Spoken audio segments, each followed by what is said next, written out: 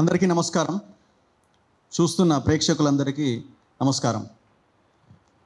ఈ అంశాన్ని ముందుగా వెలుగులోకి తీసుకొచ్చింది మన తొలి వెలుగు పృథ్వీరాజ్ గారు అండ్ పాశం యాదగిరి సార్. మేమంతా కలిసి చాలా హ్యాపీగా ఉంది, చాలా గర్వంగా ఉంది. ఈ అంశాన్ని మేము వెలుగులోకి తీసుకొచ్చినాం, ఇక్కడ దాకా తీసుకొచ్చినందుకు. సమస్య మీద మాట్లాడే ముందు ఇంకా చాలా అంశాలు ఉన్నాయి, దాని గురించి కూడా నేను మాట్లాడతాను. ఫస్ట్ అయితే ఇష్యూ మీద మాట్లాడదాం. ఈ కాటేపల్లి అన్న గ్రామము మా గ్రామానికి జస్ట్ ఒక 10 కిలోమీటర్ల దూరంలో ఉన్న గ్రామమే. మాది వలిగొండ మండలం వెల్వర్తి గ్రామం, కాటేపల్లి గ్రామం. ఇది మా ఇంటి ముందు నుంచే పోవాలి, ఒక 10 కిలోమీటర్లు పోతే గ్రామం వస్తుంది. సో ఈ సమస్యని ఎవరు బయటికి తీసుకొచ్చారు, నా దృష్టికి తీసుకొచ్చింది ఎవరనంటే ఆస్ట్రేలియాలోనే కదన్నా మీరు, లండన్లో ఉంటున్న సుభాష్ గారు, అదే గ్రామానికి సంబంధించిన ఆ గ్రామ నివాసి. ఆస్ట్రేలియాలో ఉంటున్న తన గ్రామం కోసం, లండన్లో ఉంటున్న తన గ్రామం మీద ప్రేమతో ఈ అంశాన్ని పాశం యాదగిరి సార్ ద్వారా నా ముందుకు తీసుకొచ్చినప్పుడు మేమంతా, పృథ్వీరాజ్ గారు, మేమందరం కలిసి వెళ్ళి ఆ ఇష్యూని బయటికి తీసుకొచ్చినాం. మరి గ్రామంలో ఉన్న మీరంతా ఏం చేస్తున్నారో ఒక్కసారి క్వశ్చన్ చేసుకోండి. మేము ప్రశ్నలే అడుగుతాం, ఎందుకంటే మేము ఈ పొజిషన్లో ఉన్నాం కాబట్టి. ఆ రోజు మేము అక్కడికి వచ్చి ఏం చెప్పినాం, ఒక టెంట్ వేయండి బ్రదర్, ఇమీడియట్గా తక్షణం ఒక రిలే నిరాహార దీక్ష లాంటి ప్రోగ్రామ్ ఇమీడియట్గా స్టార్ట్ కావాలి అని చెప్పినాం. ఇంతవరకు అక్కడ టెంట్ పడలే. గ్రామం యూనిటీగా లేదా, లేకపోతే మనలో ఉన్న కొంతమంది ఆ కంపెనీ వాడితో అమ్ముడు పోయినమా? మనకు మనం ఒక్కసారి క్వశ్చన్ చేసుకోవాలి. మీరు వెళ్ళిన మరుక్షణమే రేపో ఎల్లుండో ఆడ ఓ టెంట్ పడాలి. అవసరమైతే ఆ టెంటు నెల రోజుల డబ్బులు ఎవరో ఒకరిని అడగండి, వాళ్ళే ఇచ్చేస్తారు, ఇబ్బంది లేదు. గ్రామ పంచాయతీ ముందే పెట్టండి. ఒకవేళ పోలీసు వాడు తీసేయమంటే అది కూడా వార్తనే కదా, మేము రెడీగా ఉన్నాం ఇది ముందుకు తీసుకెళ్ళడానికి. సో కాబట్టి ప్రజలు మారాలి, నాయకులు మారరు. ఇప్పుడున్న రాజకీయ నాయకులు మారరు. మనం వాళ్ళని మార్చాలి, మన లైన్లోకి తీసుకురావాలి. వాళ్ళు పైసల లైన్లో ఉన్నారు, వాళ్ళు పెద్ద పెద్ద కార్పొరేట్ల ట్రాప్లో ఉన్నారు వాళ్ళు. సో లీడర్లు మారరు. ఇందులో మన కులమోడైనా, అవతలోడైనా, ఇంకెవడైనా లీడర్ అనేటోడు లీడరే. ఇంకా దాంట్లో వీడు వాడనేం లేదు. ఇంకా ఇప్పుడు ఆ పర్టికులర్ నియోజకవర్గం, ఆలేరు నియోజకవర్గంలో మేము వెళ్ళొచ్చిన తర్వాత 10 రోజులకి బీర్లయ్యలే వచ్చి ఏమన్నాడు, నేను ఆ రోజు ఫోన్ లైన్లో ఆ వీడియో చేస్తున్నప్పుడు ఫోన్ లైన్లో మాట్లాడినప్పుడు కూడా ఆయనే ఒప్పుకుంటున్నాడు, అరే చాలా ఘోరం, అది చాలా అన్యాయం, ప్రజలంతా చాలా ఇబ్బంది పడుతున్నారు, నరకం ఉన్నది అక్కడ వాళ్ళకని. మరి నరకం ఉన్నది అని చెప్పిన అదే ఎమ్మెల్యే వీళ్ళతోనే ఓట్లు వేయించుకొని మరి ఆ నరకం నుంచి బయటపడేయాలి కదా ఇమీడియట్గా ప్రజల్ని. 10 రోజుల తర్వాత వచ్చిండో, హడావుడి చేసిండు, వారం రోజులు 10 రోజుల్లో మేము చర్యలు తీసుకుంటాం అన్నాడు, చలో అవతల పడ్డాడు. ఇంతవరకు నో యాక్షన్. ముట్టడించాలి ఎమ్మెల్యే ఇంటిని మీరు అందరు పోయి. ఎందుకు చేయదు ఇది? మేము ఆ రోజు కూడా అన్నాం, ఎమ్మెల్యే క్యాంప్ ఆఫీస్ ఆడ పెట్టాలి, మీరు వచ్చి అక్కడ నివాసం ఉండాలి అవసరమైతే వచ్చి అని. పొల్యూషన్ కంట్రోల్ బోర్డ్ టోటల్ అవినీతి మత్తులో ఉంది. సనత్ నగర్ దగ్గర ఉంటుంది ఆఫీసు. అంతా దాదాపు మరి 5-10% ఏమైనా మంచి ఎంప్లాయీస్ ఉంటే మనకు తెలియదు, కానీ నిర్ణయాలు తీసుకునే పరిస్థితిలో ఉన్న ఆఫీసర్లు దాదాపు దొంగలే అంతా. మేము ఇది ఒకటే కాదు, పొల్యూషన్ మీద రాబోయే రోజుల్లో తెలంగాణలో అత్యంత పెద్ద ప్రమాదం రాబోతున్నది. 29 ఇథనాల్ కంపెనీలు అనుమతి వచ్చి పెట్టడానికి రెడీగా ఉన్నాయి. రెడీగా ఉండండి, ఇక సావడానికి రెడీగా ఉండండి. తెలంగాణ 29 ఇథనాల్ కంపెనీలు. దిలావర్పూర్లో అక్కడున్న ప్రజలు అడ్డుకున్నారు. ఆర్డీఓ వస్తే, ఆర్డీఓ బండిని ఎత్తేస్తే దెబ్బకు ప్రభుత్వం దిగొచ్చి వెనక్కి తీసుకుంది.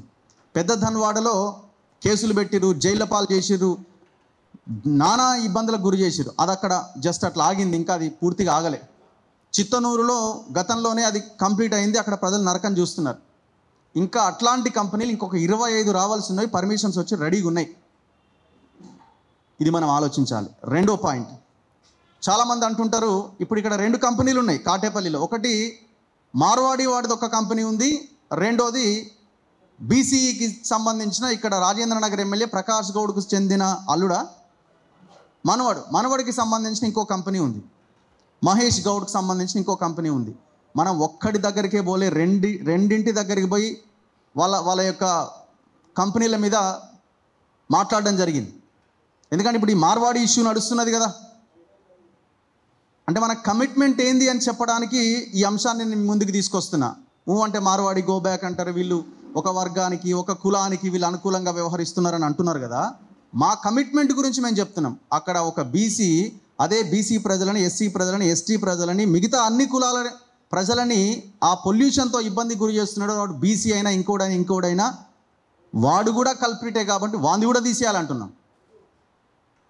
ఎందుకంటే ఇప్పుడు ఆ మార్వాడి ఇష్యూ నడుస్తున్నది కాబట్టి మేము ఈ అంశాన్ని ప్రధానంగా చెప్పదలుచుకున్నాం. ఇది మా కమిట్మెంట్. నాకు ఫోన్లు చేశారు, మార్వాడి నుంచి రాలే కానీ మన వాళ్ళ దగ్గర నుంచి వచ్చింది.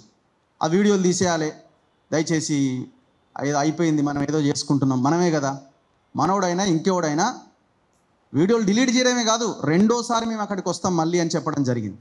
This is our commitment.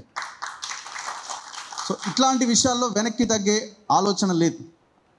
BC వాదం గురించి మాట్లాడతాం, వాళ్ళు తప్పు చేస్తే అందులో కల్పిట్స్ ఉంటే వాళ్ళని ఎత్తి చూపే ప్రయత్నం చేస్తాం. మార్వాడి అంశం మీద మాట్లాడతాం, ఎవరైనా వాళ్ళకు అనుకూలంగా మాట్లాడుతున్న వాళ్ళు ఉంటే వాళ్ళని ఎండగడతాం. తెలంగాణలో వృత్తి వ్యాపారాలు చేసుకుంటున్న మన వర్గాలని అన్యాయం చేస్తున్న వాళ్ళ మీద ఈ పోరాటం కొనసాగుతుంది. ఆనాడు మమ్మల్ని రోడ్డు మీద నుంచి పట్టుకపోయి జైలుకు పంపించినప్పుడే అసలు ఎవడు తీసుకుపోతున్నాడని తెలియనప్పుడే మేము భయపడలే. ఎవడరా భయ మీరని మాట్లాడినాం. ఎవడు భయపడతాడు? మీ ఛానల్ని అన్సబ్స్క్రైబ్ చేసుకోండి. So what? ఎవరైతే మా ఛానల్లో మంచి కంటెంట్ వస్తుందని భావిస్తారో వాళ్ళే ఛానల్ చూస్తారు, వాళ్ళే సబ్స్క్రైబ్ చేసుకుంటారు. మీరు అన్సబ్స్క్రైబ్ చేయండి అన్న తర్వాత ఇంకొక 5,000 మంది పెరిగిరు. This is our commitment. ఆ కమిట్మెంట్ ఏందో తెలంగాణ ప్రజలకు తెలుసు. ఇంకొక విషయం ఇక్కడ చెప్పాలి. ఒక పెద్ద మనిషి నేను ఒక ఇంటర్వ్యూ ఇచ్చిండు. ఒక ఆయన చాలా సెన్సిబుల్గా మాట్లాడతాడు, మంచి ఆయనే. నాతో కూడా గతంలో నేను ఆయన ఇంటర్వ్యూ చేయడం జరిగింది. బీజేపీ ఆర్గనైజేషన్కి సంబంధించిన వ్యక్తే. ఆయన ఏమన్నాడు, నేను ఒక వీడియో చేస్తే ఆ వీడియోలో నేను దళితుడు దరిద్రుడు అని మాట్లాడినా అని ఒక ఫేక్ తప్పుడు సమాచారాన్ని ఒక ఇంటర్వ్యూలో చెప్పడం జరిగింది. దాన్ని 100,000 మంది చూస్తున్నారు, దాన్ని కూడా ట్రోల్ చేస్తున్నారు. ఇంకొక అంశాన్ని చెప్పిండు ఆయన అందులో, భారతీయ జనతా పార్టీ ఆఫీస్ నుంచి ఈయనకి ఎన్ని డబ్బులు పోతున్నాయి వీళ్ళకి మేము రికార్డు రాసి పెట్టినాం అని అన్నాడు. నేను ఆ వీడియో చూసిన తర్వాత డైరెక్ట్గా ఆయనకే ఫోన్ చేసి నేను దరిద్రుడు అని ఎక్కడున్నానో దయచేసి ఒకసారి చూపించండి సార్, నేను నా ఛానల్ ట్యాగ్ చేసుకొని వెళ్ళిపోతా అని చెప్పిన. లేదు నువ్వు అనకపోతే నేను సారీ చెప్తా, నాకు ఎవరో 3 చెప్పారు, వాళ్ళు చెప్పడం వల్ల నేను మాట్లాడినంటే. ఎవడో చెప్తే మీరు ఇంత పెద్ద మనిషి, మీరు మీడియాలో చెప్పడం ఏంది? నేను మళ్ళీ అంటున్నా, మీరు క్షమాపణ చెప్తా అన్నారు, 100% మీరు క్షమాపణ చెప్పాల్సిందే. ఏ కంటెంట్ కావాలో మీకు అన్ని వీడియోలు మీకు షేర్ చేస్తా. ఎక్కడ నేను దరిద్రులు అని మాట్లాడినామో మీరు చూపించాలి. రెండోది, పార్టీ ఆఫీస్ నుంచి మీకు డబ్బులు అని మాట్లాడుతున్నారు. 5 పైసల బిల్ల ఏ పార్టీ ఆఫీస్ నుంచి అయినా నా అకౌంట్లో పడ్డా ఎవరి దగ్గరైనా నేను తీసుకున్నా నిరూపించే ప్రయత్నం చేయండి, మేము వెళ్ళిపోతామని చెప్పడం జరిగింది. మా వాళ్ళు చెప్పారు అంటే, అరే ఎవడో చెప్తే మీరెందుకు చెప్తున్నారు అంటే ఒక ప్రాపగాండా, ఒక ఫేక్ ప్రచారాన్ని ముందుకు తీసుకొచ్చి దీన్ని ప్రచారంలోకి తీసుకొస్తే వీడు భయపడతాడనో లేకపోతే వెనక్కి తగ్గుతాడనో ఏదో అవుతాడనో అంటున్నారు. తగ్గే ప్రసక్తే లేదు. ఇది ఇక్కడ సబ్జెక్టు కాదు అని అనుకోవచ్చు, కానీ ఇది సబ్జెక్టే. ఎందుకంటే ఆ లీడర్లు ఎవరైతే మాట్లాడుతున్నారో, ఎవరైతే ఈ రకంగా సోషల్ మీడియాలో ట్రోల్ చేస్తున్నారో, వెళ్ళండి కాటేపల్లి ప్రాంతానికి, కట్టుకోండి ఇల్లు అక్కడ మీకు దమ్ముంటే. వెళ్ళండి పెద్దదానివాడ ఇథనాల్ ఫ్యాక్టరీ కడుతున్నారు, అక్కడ మీరు ఇల్లు కట్టుకోండి, వాడిని క్వశ్చన్ చేయండి ఫస్ట్. నేను ఎవ్రీడే చెప్పేది ఒకటే, ఈ తెలంగాణలో మొత్తం గ్యాంగ్ రేపే. ఇక అంటే పార్టీలన్నీ ఒక దగ్గర జమ అయిపోయినాయి అంతా. ఇక్కడ పార్టీలు లేదు, కేవలం పైసలు మాత్రమే ఉన్నాయి, కేవలం పదవులు మాత్రమే ఉన్నాయి. అందుకే మనం ప్రతిరోజు అదే చెప్తున్నాం, వీళ్ళంతా కలిసి పనిచేస్తున్నారు. వీళ్ళంతా ఎందుకు మీరు మేము బయటపెట్టిన కుంభకోణాల, స్కామ్ల, రియల్ ఎస్టేట్ మాఫియాకి సంబంధించిన వాటి మీద మీ పార్టీ ఆఫీసులలో మీకు దమ్ము ధైర్యం ఉంటే ప్రెస్ మీట్లు పెట్టి మాట్లాడతారా? చలో, నేను సవాల్ చేస్తున్నా, చేయండి. నేను చేసిన వీడియోలను మీకు ట్రోల్ చేయండి దమ్ముంటే. మేము చాలా గర్వంగా చెప్తున్నాం, 25 ఎకరాల భూమి ఉన్న కాపాడగలిగినాం. 200 కోట్ల రూపాయల డబ్బులు, ఒక రకంగా వాల్యూ ప్రభుత్వ ఖజానాలో నిలబడ్డది. లేకపోతే ఇవాళ కథం. ఇట్లా ఎన్నో చేసినాం. మీరు మా కమిట్మెంట్ని క్వశ్చన్ చేయలేరు, చేసే అవకాశం ఆ ఛాన్స్ మేము మీకు ఇవ్వం. మీరు అనుకుంటుండొచ్చు వీడిని బ్లేమ్ చేయొచ్చు, వీడిని డ్యామేజ్ చేయొచ్చు అని. ఎవరికి డ్యామేజ్ చేస్తే ఛానల్ చూడకపోతే మూసేసుకుంటే నా పని నేను చేసుకుంటా. ఏ ఛానల్లో పనిచేసి నాకు 2-3 లక్షలు జీతం వస్తుంది. నష్టం ఎవరికి జరుగుతుంది? ఇక్కడ ప్రజలకి జరుగుతుంది. అలా అని చెప్పి మేమేమి వదిలేసి వెళ్ళిపోం. గొంతులో ప్రాణం ఉన్నంత వరకు న్యాయం కోసం కొట్లాడతాం, ధర్మం కోసం కొట్లాడతాం. మేము పొలిటీషియన్స్గా, మేము రాజకీయాల్లో లేము, రాజకీయాల్లోకి రావాలన్న ఆలోచన కూడా మాకు ఇప్పుడు లేదు. చేసుకోండి, ఏం చేసుకుంటారో, అది ఎవరైనా కావచ్చు. దీనికి మతానికి, దీనికి కులానికి ఎలాంటి సంబంధం లేదు. మేము ఏనాడు మాట్లాడలేదు మతం గురించో, ఇంకో దాని గురించి.